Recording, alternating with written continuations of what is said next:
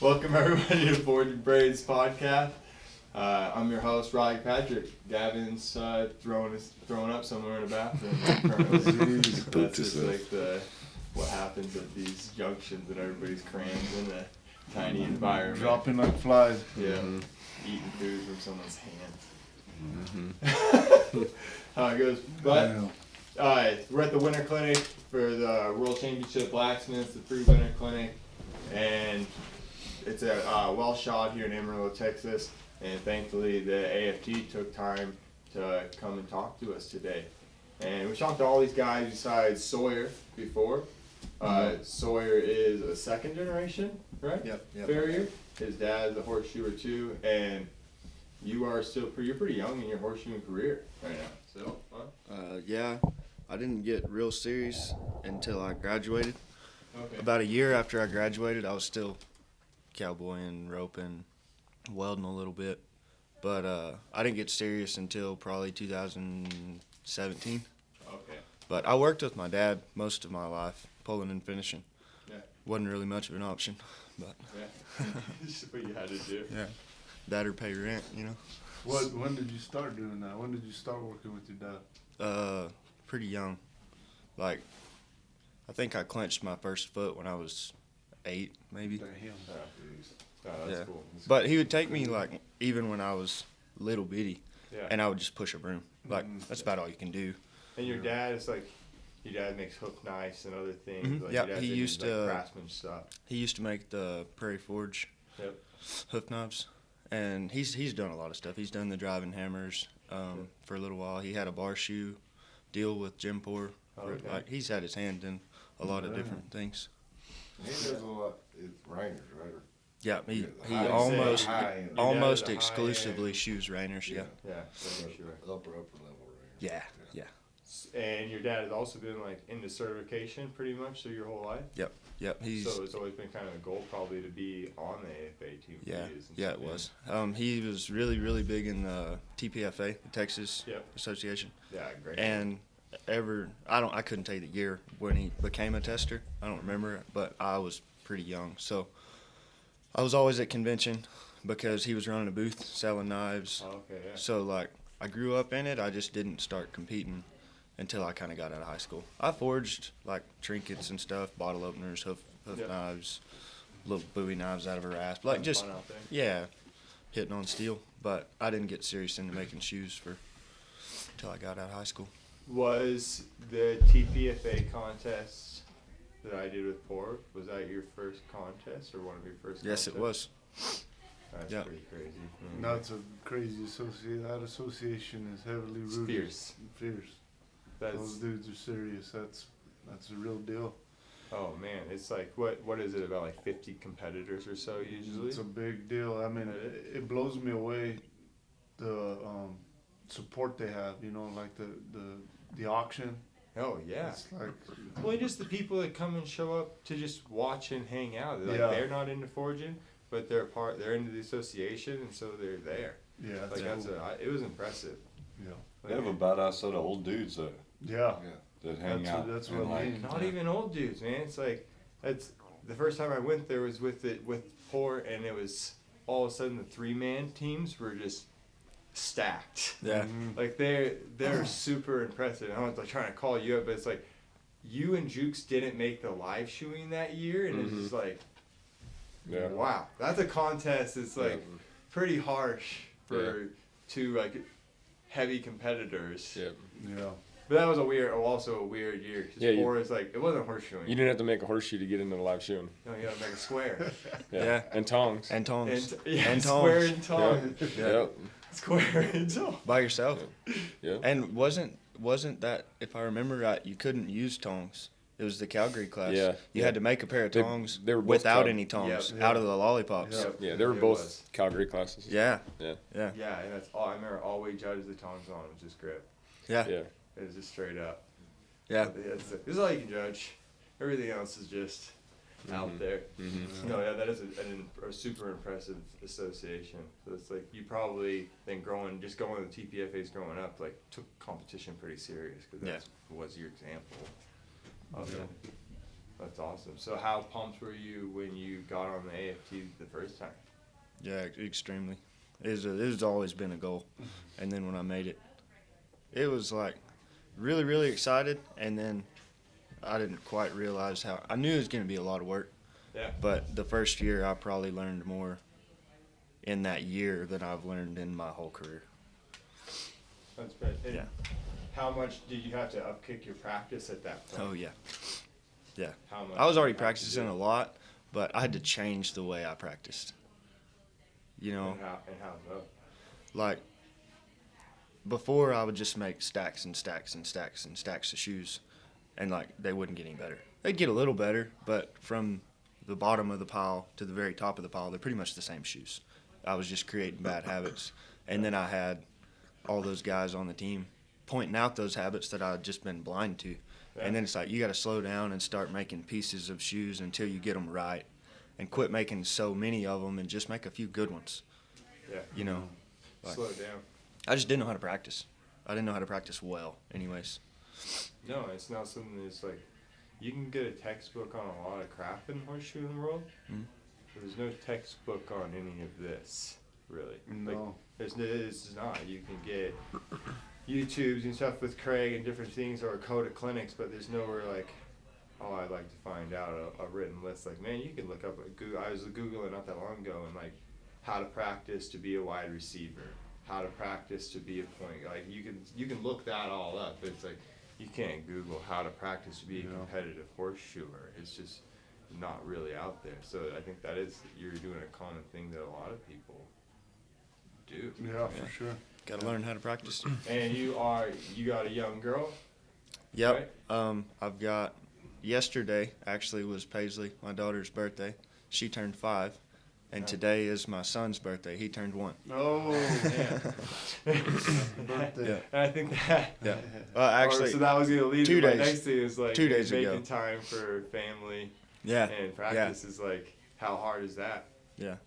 And how do you plan your days around to try to get it all in? The best thing I've found is when you're shoeing horses and like making money, they don't mind. The family doesn't mind. Yeah. But when you get home, go home.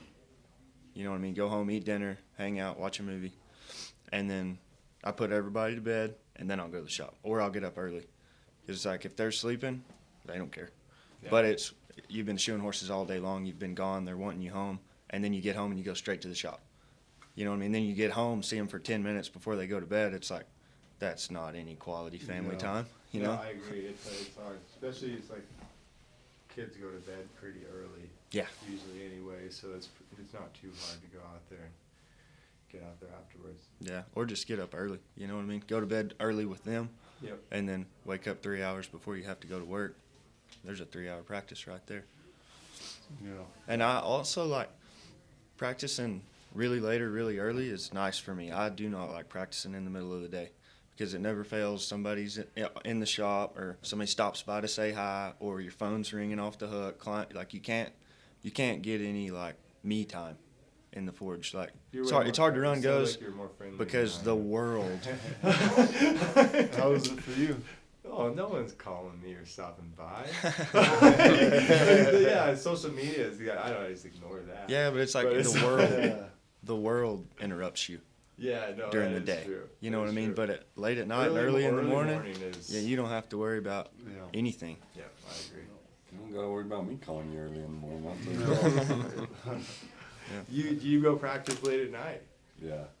Really? I mean, not late at night, but like, I usually try and be out there like from 8 to 10:30, maybe. Yeah. Be in bed by 11. Try to. What time do you usually go to your first horse? In the summertime, usually like between 8 and 8:30 is when I'm at the first stop, and then the wintertime, usually like 9. Yeah, that's I don't really, I try and not, it sucks to be miserable first thing in the morning, I think, in the wintertime, so Oh, I I put it agree. off a little bit. Yeah. I'm not as busy either, so everything's a little more lax, so I kind of go a little later in the winter, let it warm up a skosh. Daniel, what's your schedule in the summers? Summers, you wanna be Ideally, if you got a good facility, you want to be on the first horse before the sun comes up. You want to be in like July, August, September. You need to be probably done shooting by 1 o'clock. So when the sun comes up, you're talking like 6? 5:30, 6 o'clock. You want to be rolling. Yeah. And so, like, if you get backed up, if we've been traveling a lot, we'll work till 12, 1. And you'll slack, go to the house, chill out. But I mean, like, when you go to the house, like, you need to be in the air conditioner, like, or doing something cool. Mm-hmm. Like, and then you might go back out at 5, 6 and hit a stop close to the house if you need to. Yeah. But it's so humid and muggy in the middle of the day. Like, you can go and just keep working, but like, You're gonna pay for it You- though too. well, you have to. You're working so slow. Yeah. Like, it's a snail's pace. Like, you stop, drink water, it's cool. You know, Oh, yeah. you can't run the same pace like as fast as I would guess y'all would run. Like, Like just, the team go? yeah, you wouldn't do no team. How go. fast is You would that, do no Tom? team go. Can always be faster. We're gonna bring Tom. We're gonna bring Tom down to the house about August. All right, so now I think There I you go, can midday. bring us into our Go good midday. little segue here. Is how's team practice been going? Great, man. It's How many practices have you guys had together so far? This is the third time we're all together. Third time. yeah, if you consider this a practice, yeah, Yeah. this is our third. Yeah, we only had 1 go. Usually in practices we try to have quite a few goes. Last one we had 7 goes in 2 days. 2 days. Two and a quarter days, or whatever you call it, the travel day. We got But seven. yeah, I usually try to do 3 a day, and it's crazy because I think back of all the teams that you're on, you know, and it's always a building process, you know. It's like, you know, we can all do the work individually, Yeah. but you know, coming together under that same time limit and putting it all together is you have to learn how to work with each other, you know, believing in each other, but also choreographing, allowing everyone to have their time to get those high scores, you know, like Yeah. you're pushing for freaking perfection, you know, and Yeah. you know as well as anyone making things that there's always going to be something. Something. But, It's you like know. yeah, and it's in a time go. So it's Yeah. something that's not like, oh yeah, it's just something I don't know how to fix it. It's like I need to. So that's what goals are you guys working on as a team? Like, what was the goal of that first practice then? Was it just straight trying to get everybody situated out in a schedule? No, I'd say the first one was probably just mainly figuring everybody out, like, because everybody has tendencies. So when you figure out everybody's tendencies, like, you can figure out how you can push them and how you can direct them. Yep. You know what I mean? Like, can you push on this guy like you can push on the other guy? Yeah. Or does he fall apart? Oh, it's just like just like a horse. Yes. You like come up to a horse, you're like, man, all right, you can whip on this one a little bit. You're like, I'm gonna cheat by this. Yeah, and like you just find that the best way to get the best job out makes of sense. everybody. That makes a lot of sense. Yeah, and I think also over time, like you realize, you know, your teams you don't know quite out right away. You know, like that first Yeah. practice, I remember we all sat down like, what do you think? What do you think? Well, it was like too early. I can remember me and Bodie like, wow, we haven't really even cracked the seal yet. You know, we shot a few horses, but until you run into certain situations and learn how to handle them, because when you're competing, anything can happen, you know, and Yeah. it's like you want to be able to win with your worst go, you know, so You gotta when try and shit push hits the that fan, you practice know, till yeah. it hits. So when shit hits the fan, you gotta know, like Tom says, is this dude gonna fall apart on us, or is like, you know, or is he gonna rise to the occasion, get through that shit, and Is that okay, the it goal wasn't then the with goal we practice? wanted, but we scored and we're still in the game. We Yeah. can fight, you know, through the competition. Maybe had one foot that didn't do as good as everybody wanted, but the other 3, you know, he still got that done, but the other 3 held it. You know what I mean? Like, Yeah. No, it's Yeah. a game of averages. Would And you I say? and I think that like having 3 goes in a day might sound a lot to some people, but I find you learn the most the last go when you've That's done the just same distinct. discipline multiple times, and or you're tired, you're pissed, you're frustrated, you really don't want to do that go. Do that go and find out where the flaws are in that go. Yeah. that's funny. Yeah, it's a stress test. Yeah. Yeah. You do it the once, it's okay, but it's like you're saying, like, you want to have your worst go. Well, to get that worst go and to see what's not just to be a hypothetical, Yeah.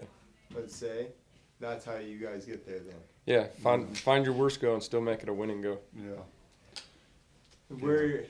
So the first practice, did you guys feel like you got each other worked out pretty quick compared to other teams? Because you guys have all been on numerous teams. So those three, so it's a matter of figuring me out. Like, so they've got to figure, I mean, me and him's done a team together, but it's how I mesh in the group and stuff. Was that pretty quick? No, he's kind of a head case. Taking some time. Really? Yeah. You just kind of emotional, or? No. I'm No, the he's same- he's the like emotional Chaz. one. Yeah, that's the emotional He already one. said that he's the emotional one. No, it's Nah, I'm just just it's giving just you in that go, you know. You don't. It's like I say, every go is different, you know. So, like an example would be we drew a draft horse when we were at Chad's that was super long. Okay. So like, we hadn't shot that many draft horses as it is. Now we got something else in front of us, the length of the feet, you know. Yeah. So, the trimming pushed it back.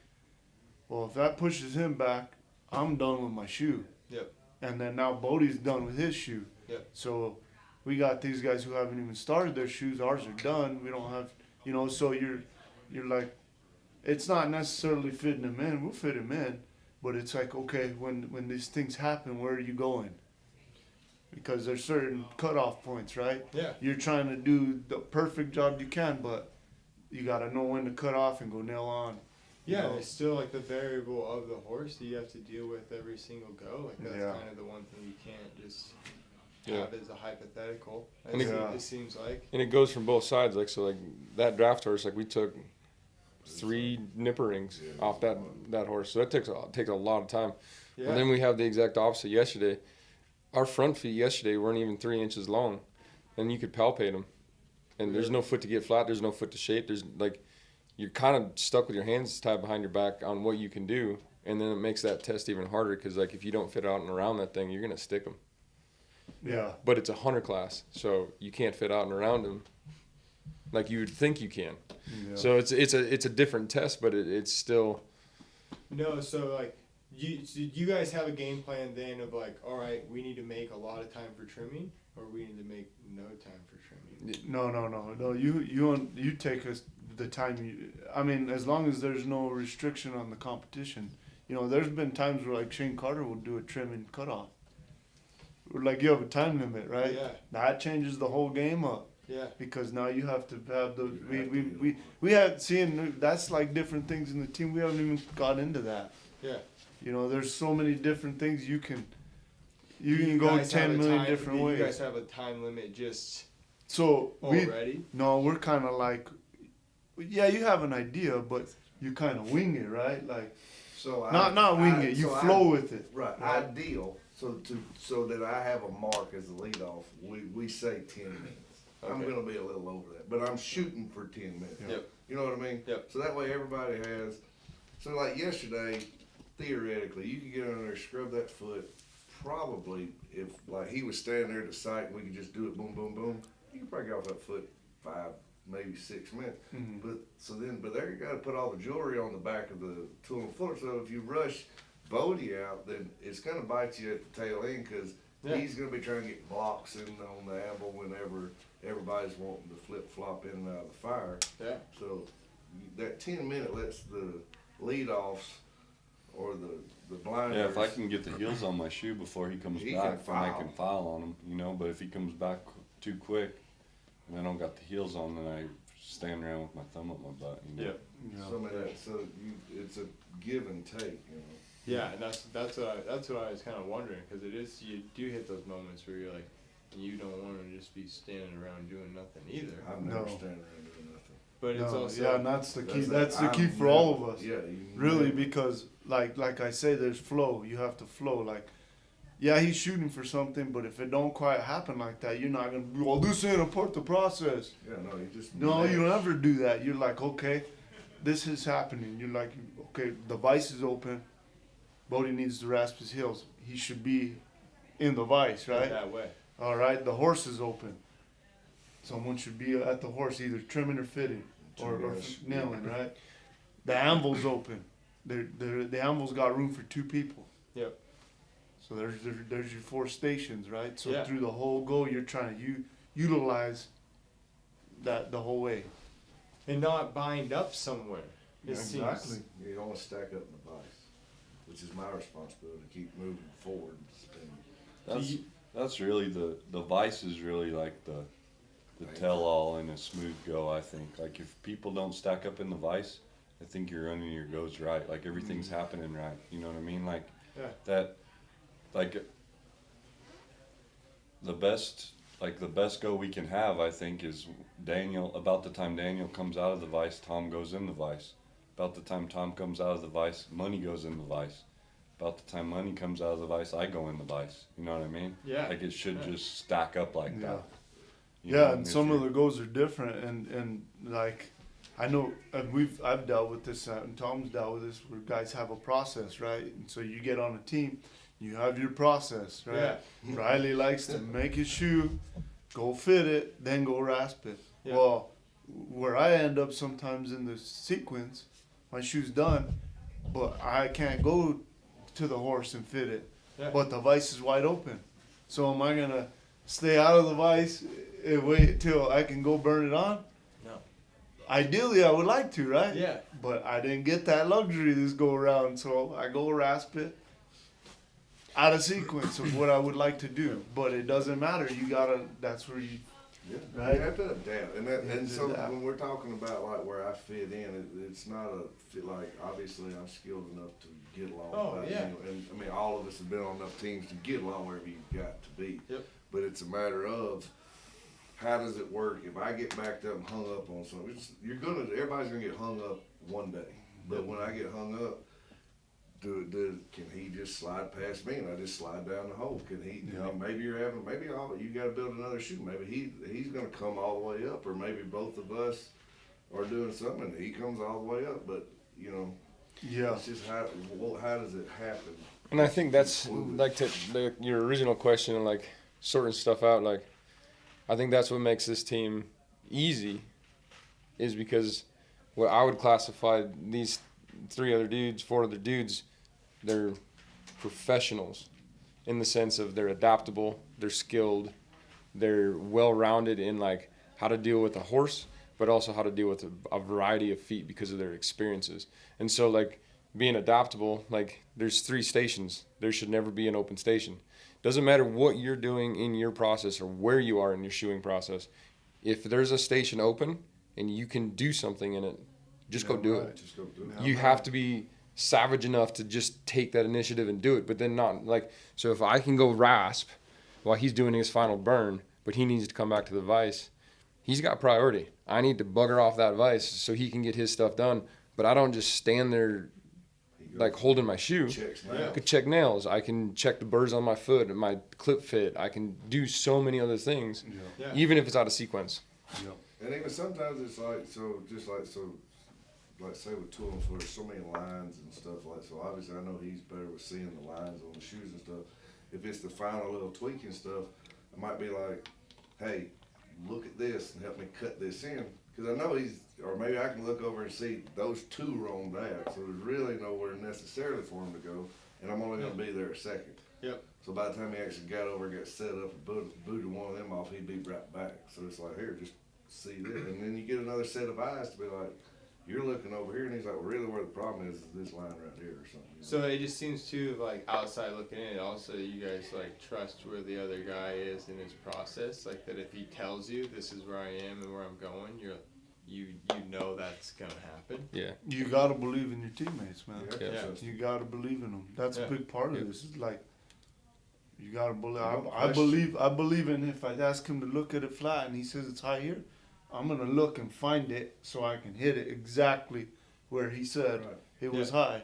I believe in him, right? Yeah. Yeah, you don't look If at the I opposite didn't- side of the toe. yeah. If the boys, like, there was 2 bumps yesterday, and it was like, since that foot was so short, you're only gonna get 1 shot to do it, and that's something like I'm not as confident as they are. So it's like I kept easing it down, but they're like, it's there and there. So like I said, you flex it, and you're like, oh, okay, I do see it right there. Yeah. You know, and you take it down.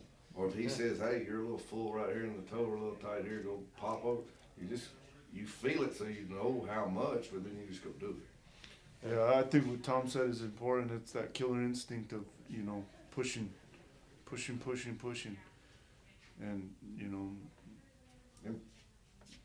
there's no feelings. You gotta, Daniel says I gotta get in there. You gotta get in there. I just walk to the vise and right here, I'm pulling the handle down while I'm telling you I need to get in the vise. They start grabbing.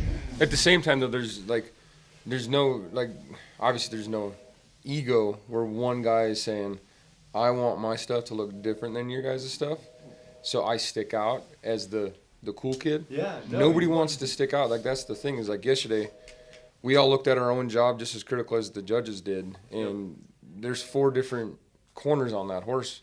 It wasn't all smooth, symmetrical. Everybody, one person shot that horse, so we're all trying to figure out how I can adapt to him adapt to me, and then same with the hindfooters, who's got to give and take a little bit. Nobody cares how we got to do it.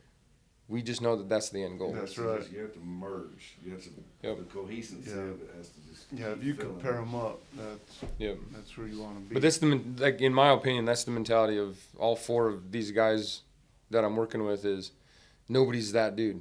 Everybody wants just the one goal, win. Yeah. And the way you win is you do the best work, hands down.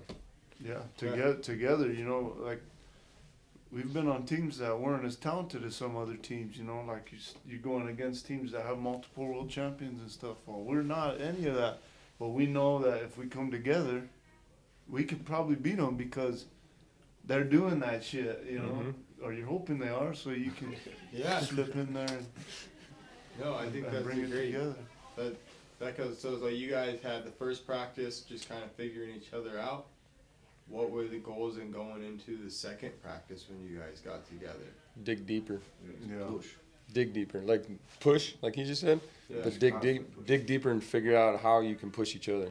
Yeah, and from now on, it's pairing up. Me and Bodie got to get our act together in the fact of are we how we're shoeing. The cocks and the wedges, sections and clips. I mean, you name it. Nailing and finishing, all of it's got to pair up. I'm just trying to make it look like one guy shot the horse throughout it, but it's so crazy too. It's hard for me to change. I gotta practice a lot to even just to pair up the gap, and how hard is it for you guys though to push that way? I think it's super hard because you practice and you get stuck in your ways, right? Yeah. You build your habits. You build your habits. So now you're in a team and you have to. All right, I've been doing it this way for so long. Now I've got to adapt and lead this way. Yeah. And if we've learned, if he gives a little and I give a little, we're gonna meet, right? It's a lot easier for one guy to or 2 guys to give a little bit than one guy having to completely restructure his habits. Right. And realistically, that's almost impossible because of the habits. Yeah. Yeah. Well, it's possible, and I do think of looking out if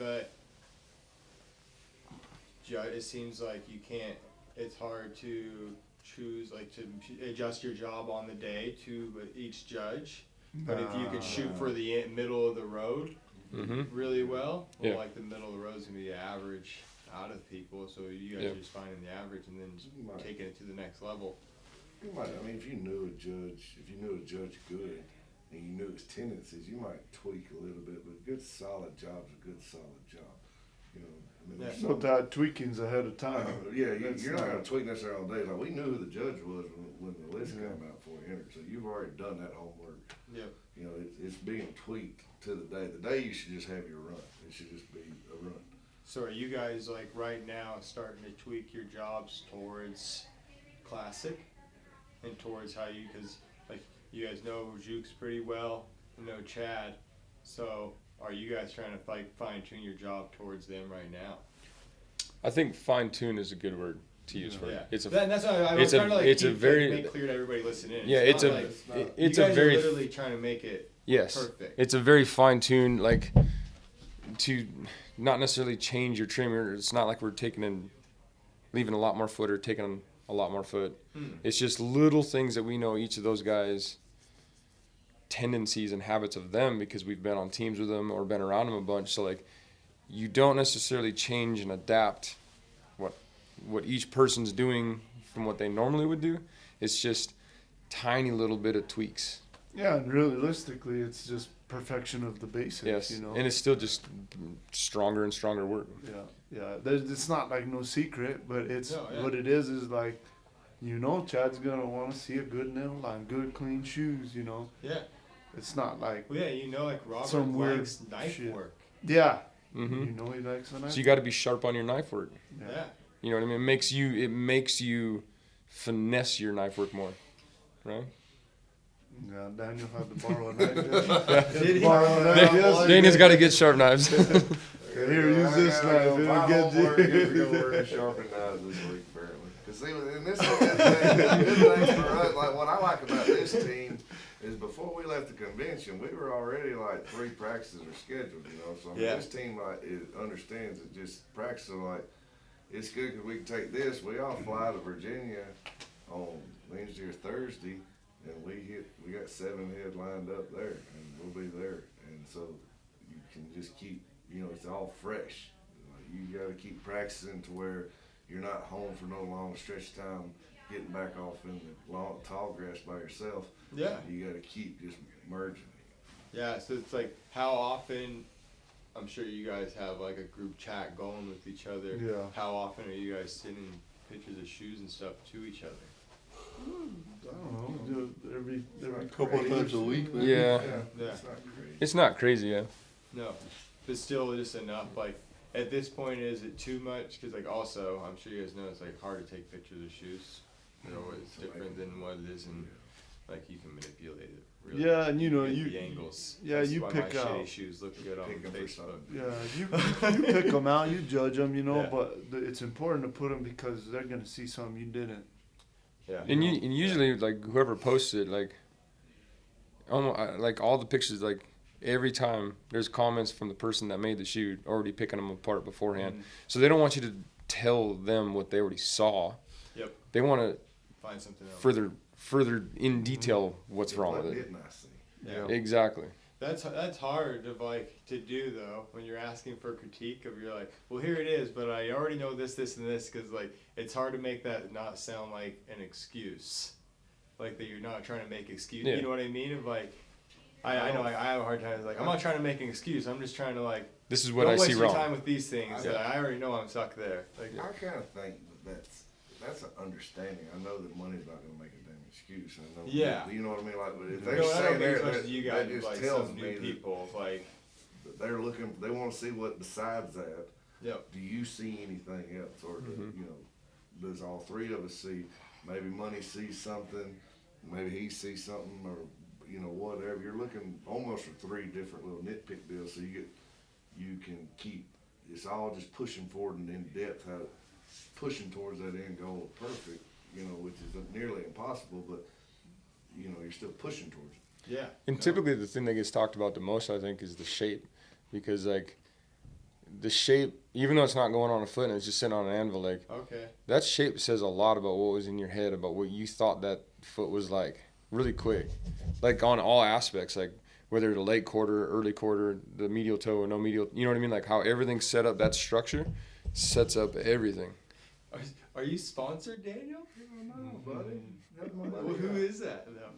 What is it? First form. First That's Oh, Rachel's. perfect. I just know every time you send the can around, I'm like, told Rachel is it just a I- habit? I Or told like, Rachel. He's I opening told for Rachel, I a said, I'll get Oh, you a plug perfect. on the Yeah, that's TV. it's On just like, TV. dude, like, you got OCD? doing some marketing. Trust me, Daniel's not OCD. No. Like, the whole That's a 150 problem we people have. watching this. So you have the problematic people that are OCD, and then you have me. It's like, they're like, would you please get a little OCD? And I'm the guy with a little bit of OCD here. We're all gonna mess you a little bit here, you know? I got weird little spells of it. But, like, it's funny to think that you had any knife problem. You know what I mean? Oh, God. So what was the knife problem? Like, I'm not trying to call you out on it, but He can it's- cut his feet like a styrofoam cup. He doesn't need to have an edge. Like, he can just take a piece of That's rebar and cut his feet probably a little bit. It's not an excuse. I really don't deal with hard feet ever. So to me, it's But this goes to a trust deal because when we started that horse, I looked at him and I was like, "There's foot here. Like, I mean, there's something I can work with," and they're like, "Yes, okay." Yeah, But but I mean, not a but- ton, but yeah, you can. Yeah, but get you in can. there, But dude. it's Yeah. like so when I work a knife, it's effortless. Like when I push through my feet, it's just like it just pushes. Mhm. Yeah. You know, it doesn't have to be like this damn samurai sword that's like Mhm. and that much pressure. So I mean, I'm just nervous. So I mean, I'm with you. you know what I mean. So I'm right there it with gets you. to be more choppy, and then my knives aren't sharp enough for the foot I was on. Even Yeah. the frog wasn't sharp. So my frog knives were like they're pulling, but then you have to start pulling. As soon as you pull, you flex, and the knife starts wanting to do this. So then finally, Money comes up, he's like, "Here, use this one. Be careful." And I mean, I was like, I like to found the bottom of that thing. I was like, "Oh, so that's sharp knife for this shit." I'm like, okay, well, that's fun. Yeah, Where well, was that's that? fun. Where was that at? That detailed work, you know, because Oh, what you're huge. trying to do is you're trying to clean the foot up but leave integrity. And I think that's a misconception of competing. You see it on Facebook, guys are like, if I trim like that every day, my horses will be sore. You're missing the point. We're cleaning them up, but we're leaving integrity. Yeah. That's the key. That's the hard part, because that's what takes the skill, right? That's You're what not- I You're think Craig enhancing the foot. Craig's showing with those pictures he's posting right now of like the 30 days of the bare feet that's Yeah. just like exfoliate. It's like that doesn't happen unless you trim that frog nice to the time Mhm. before and nice to those Maintain. bars. Like that is a huge part. So, and Bodie talked about what he was big on like with the trims last time, and have you guys pushed further on that in your trims of like some fundamentals that are important to you guys in the trim work? What you think, buddy? Oh yeah, I mean, I've had a couple people ask me this weekend about that kind of, and it's like, I think that one thing that pretty much all judges have in common in the trim is they want to see a flat foot, Oh, yeah.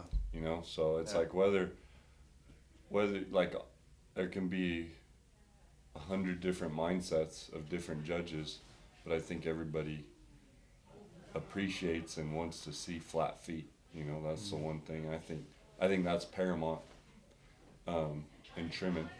I mean, everyone says like you're gonna burn a shoe on, who cares? But like Chris said before, you're showing skill and craftsmanship in getting a foot flat, right? That's the test Yeah. of the It's a trim. test. It's a test, yeah. So I think that's big. And then like you said, Robert likes to see knife work, like good skilled knife work, you know, Yeah. like he likes the foot to be touched, you know. Mhm. And I mean, some judges are the complete opposite. Some judges don't like knife work at all and don't want you to even touch the foot whatsoever, you know. So it's like, if you can kind of know that beforehand, that's handy, definitely. Yeah, and I think a lot of that too is like, you know, the discipline of the horses, what they're doing, so you kind of get an idea. Another big thing along the lines of trimming, and this is like something I realized, you know, through the years you know it, but with us going, is coming from climates. Like, for me trimming, you have to know how to find a foot. Yeah. Right, Yeah. you have to know how to find the apex of the true apex of the frog. That way, you know how much depth you're dealing with.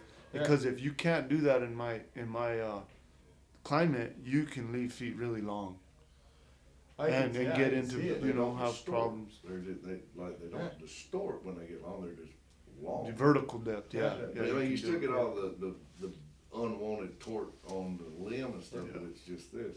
Well, I'm with you. Like trimming feet at home Compared for to me him. is just you're like onto waxy Exactly. sole stuff Yeah, now. so, I mean, it's kind of like. Not the hoof balls. Yeah, we're, So that's the It's cool, so pretty that easy. goes to trusting your team. Yeah. Like, so when I was at his house and stuff, I'm like, "So what are you talking about?" So they get in there and they show you. And I'm like, "Okay, that's cool, that's neat." yeah. And then, but like on the day or something, it's like it's not a comfort zone for me. Like as far as that, so you're always gonna he's not gonna get mad at me for asking him how much foot's in there. You know, he No. would rather me ask him than go in there and Yeah. oh yeah. crap, Cause a problem. yeah.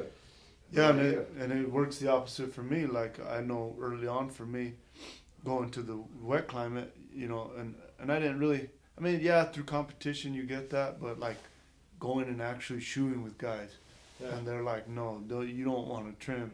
Yeah, so here's a wire It's brush. bottomed out, right? Yeah, Just it's like gonna- it's what gonna you guys wa- do with. Yeah, You here's don't a want to wire wash brush. out past Yeah. that. And so I'm like, Look at that. I'm like, I can't even believe you guys get paid for this shit. Well, that's like I said on this. I was a I trim? still have my That was a first trim? Prairie Forge knife I bought in shooting school. Yeah, I was gonna say. And you use it? Yeah, Most still of use my it. knives rust up before. I mean, there's just stacks. Dude, I got of Shane Carter buckets of knives and stuff in the knives. shop. You Where said, I'm whittled at, down. it's gone. Just Just get old it. Shane Carter Wait, wait, wait, go get another buckets of them. Jesus. The blades is gone, dude. To Yeah. a raid to a little. What Oh, kills yeah. me is What the does it nipper, happen? is the nipper thing. Y'all go through nippers. Like I can go through a pair of nippers for like 4 years. Yeah, I have a rotation of like 7 nippers right now, and so I'll go through them when they start dulling, and I set them aside. Yeah. And then when I'm down to my last pair, I send those off and get them rebuilt. Yep. They come back when that one's dull, and we start it over again. 7 nippers in 25 years of shooting. I do the same thing as you. That's Like- the way to go. You gotta get about 6-8 months. And depending on the year, there's been years where like your nippers didn't make it very long. And is it they're getting dull or The drought, grains are coming together? both. It could be all those things. If it's super dry, you could spring them. Mm-hmm. You know. Yeah. So It sounds like a shotgun goes Because off. I definitely Yeah. I pop like it's Yeah. cracked. It's like you just took your nippers to a piece of glass. Yeah, lately I've been fortunate. We've had moisture.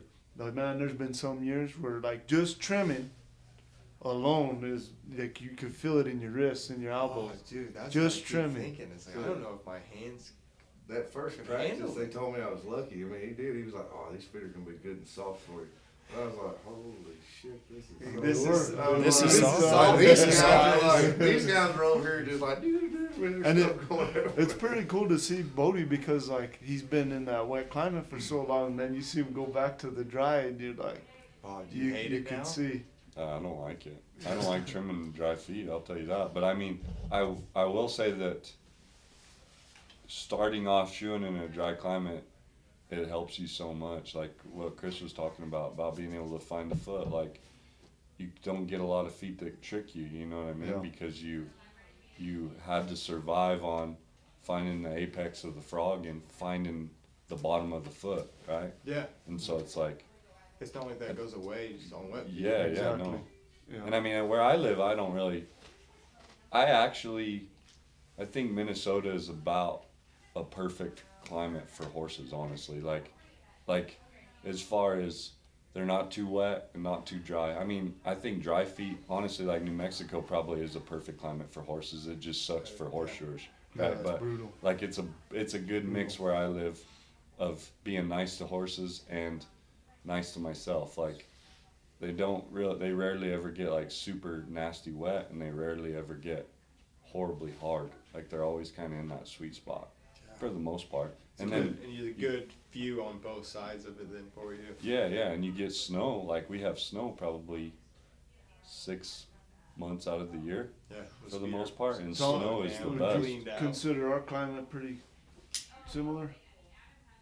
No, I You're think a little wetter. yeah, like we're wetter. Like I think, and I've Yeah, said people have green yards around. yeah, well, but at the same time, The snow. Yeah, I got good rivers. but at the same time, I can go 45 minutes from my house right now, and there's bare dirt. Like there's this weird multi Yeah. kind of mini climates everywhere, and like I feel like if you shoot in Montana, you can pretty much shoot anywhere because you come July to September, they're nipping glass. Hard, just like New Mexico, you got to find the bottom of the foot. You got to do a lot of excavation because it doesn't want to exfoliate. Yeah. In the winter, we have most of the areas have piles of snow, and the snow exfoliates the soil and makes them sweet. Yep.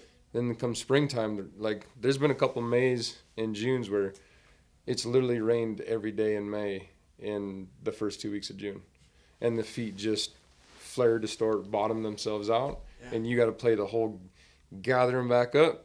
They come into the fall, their feet are sweet. They go through the winter, they relax, get a little bit of moisture, and then they go through the cycle all over again. So Yeah. I feel like if you shoe in Montana, like you can pretty much go and shoe in either climate, the dry or wet climate.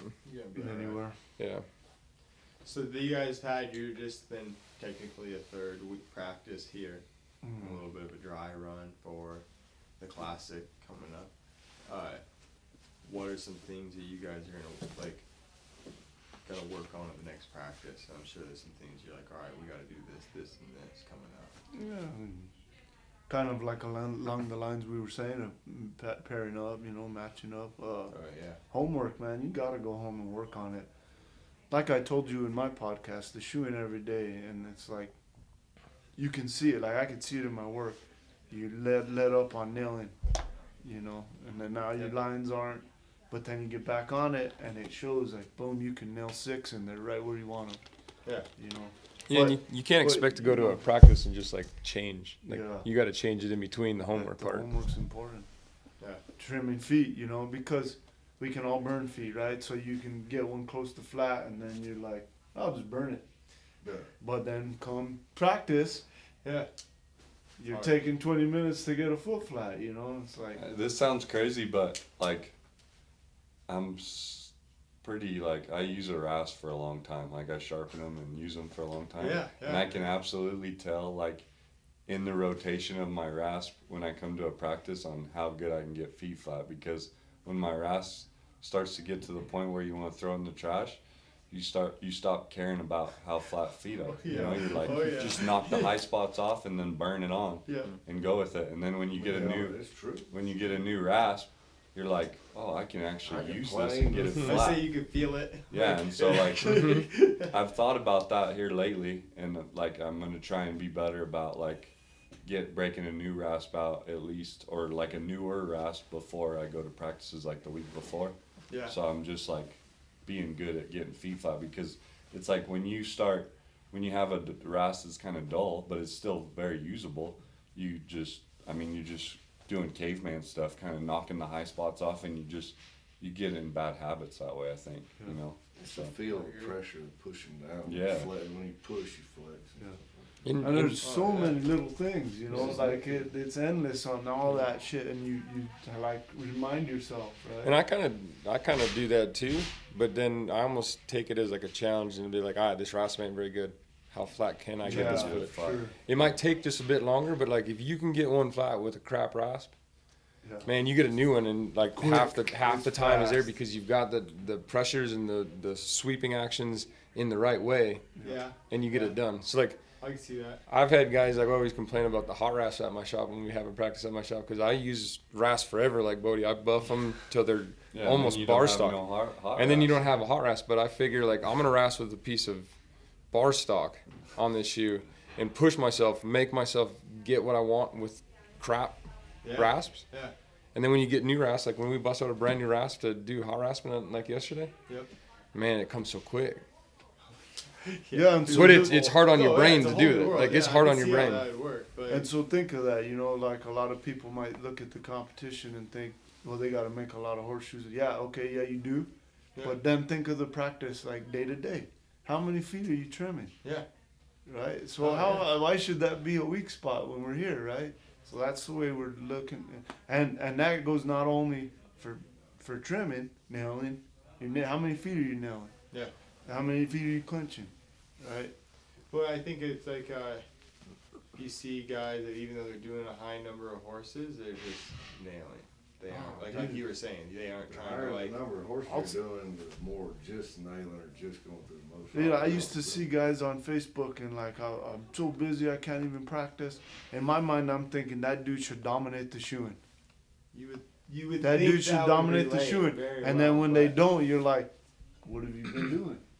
It just told on you right there. Just trying showed to you. make money. Mm-hmm. Just trying to make money. You're just rolling Yeah. through them. You're not Yeah. even. But you missed that opportunity when you could have been practicing on all those horses Oh yeah. and then come and just kill it, right? Why wouldn't you? And there's no difference. So many people think that competing and shoeing for a living are different. They're not. Like, Yeah, like, I it's think it's though, said like, so they use much, this but like, excuse, and the only excuse they can really grab onto is like, well, I would never nail on a tool and fold it. It's like, Yeah. okay, you might not, but but maybe you should have. change the Your mind's yeah. if you've never nailed one on, you can't even say that, because like my wife, she does coyote hunting on horses in the winter, frozen ground. I've put tool unfolded shoes on all of her horses that she's done that with, and they do fabulous because that's exactly what they need. And it's safe.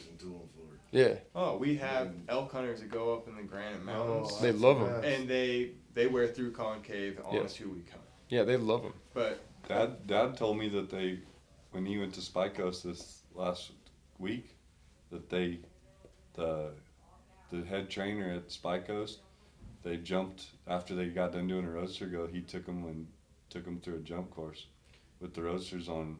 They asked him. They said, "Could you tell a difference?"